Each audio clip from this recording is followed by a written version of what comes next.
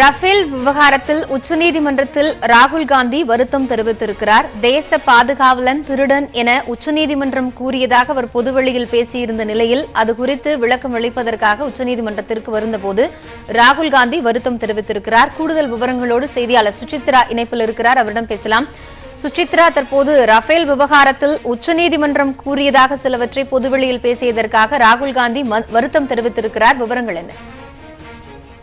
Rafale விவகாரம் தொடர்பாக உச்சநீதிமன்றம் வழங்கிய தீர்ப்பினை காங்கிரசினுடைய தலைவர் ராகுல் காந்தி அவர்கள் தவறாக சித்தரித்து பொதுவெளியில் மற்றும் குறிப்பாக அதாவது தேர்தல் நேர பிரச்சாரத்தின் பொழுது பேசி வருவதாக பாஜகவினுடைய எம்பி மீனாட்சி லெக்கி சார்பாக ஒரு மனுவானது உச்சநீதிமன்றம் தொடரப்பட்டது. அதன் மீதான விசாரணையின் பொழுது இதற்காக விளக்கம் அளிக்க வேண்டும் என்ற ஒரு உத்தரவை உச்சநீதிமன்றமானது ராகுல் காந்தி அவர்களுக்கு அனுப்பியது. அதன் மீதான பதில் மனுவை காங்கிரஸ் கட்சியினுடைய தலைவர் ராகுல் காந்தி அவர்கள் இன்று உச்சநீதிமன்றத்தில் தாக்கல் செய்திருக்கிறார்கள்.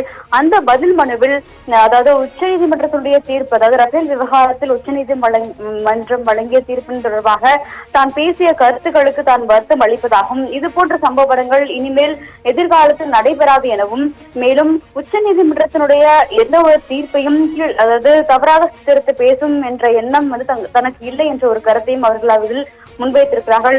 இந்த வழக்கினை நாளை விசாரணைக்கு ஏற்றுக்கொள்வதாக உச்சநீதிமன்றமானது ஏற்கனவே தெரிவித்திருந்தது.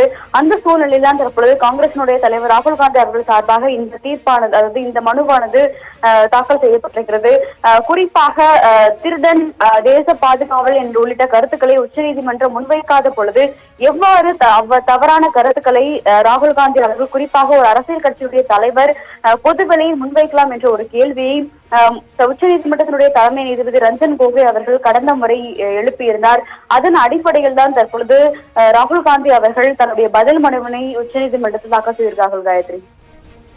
சுசித்ரா, தற்போது பதில் மனு தாக்கல் செய்யப்பட்டிருக்கிறது. நாளை இந்த வழக்கு விசாரணைக்கு எடுத்துக் கொள்ளப்படும் என்று சொல்லப்பட்டிருக்கிறது. இந்த நிலையில் மீண்டும் ராகுல் காந்தி நாளை நேரில் ஆஜராக வேண்டுமா? தற்போது நீதிமன்றம் ராகுல் காந்தியினுடைய மனுவை ஏற்றுக்கொண்டதா? நிச்சயமாக இது ஒரு பதில் மனுவாகத்தான் பார்க்கப்படுகிறது. இதன் மீதான விசாரணையானது நாளை உச்சநீதிமன்றத்தினுடைய தலைமை நீதிபதி அமர்வில் வரும் என எதிர்பார்க்கப்படுகிறது. தற்பொழுது வரையிலும் ராகுல் காந்தி அவர்கள் நேரில் ஆஜராக வேண்டும் என்ற ஒரு எந்த உத்தரவையும் உச்சநீதிமன்றம் பிறப்பிக்கவில்லை. ஒருவேளை அவர்கள் இந்த மனுவை ஏற்றுக்கொள்ளும் பட்சத்தில் வழக்கு நிச்சயமாக முடித்து வைக்கப்படும். அவ்வாறு இல்லை எனில் நீதிமன்றத்தினை அவமதித்ததாக கூறி அவர் மீதான நடவடிக்கைகள் ஏதேனும் எடுப்பதற்கான வாய்ப்புகள் இருக்கிறது. காயத்ரி. விவரங்களை விரிவாக வழங்கியமைக்காக நன்றி சுசித்ரா. கூடுதல் விவரங்களுக்காக மீண்டும் இணையலாம். ரஃபேல் விவகாரம் தொடர்பான வழக்கில் உச்சநீதிமன்றத்தில் காங்கிரஸ் தலைவர் ராகுல் காந்தி வருத்தம் தெரிவித்திருக்கிறார். அதற்கான மனுவை தாக்கல் செய்திருக்கிறார். நீதிமன்ற அவமதிப்பு வழக்கில் உச்சநீதிமன்றத்தில் ராகுல் தாக்கல் செய்யப்பட்டிருக்கக்கூடிய இந்த மனு மீதான விசாரணை நாளை நடைபெறும் என்று கூறப்பட்டிருக்கிறது. இதுகுறித்த கூடுதல் விவரங்களை பின்னர் வரும் செய்திகளில் விரிவாக பார்க்கலாம்.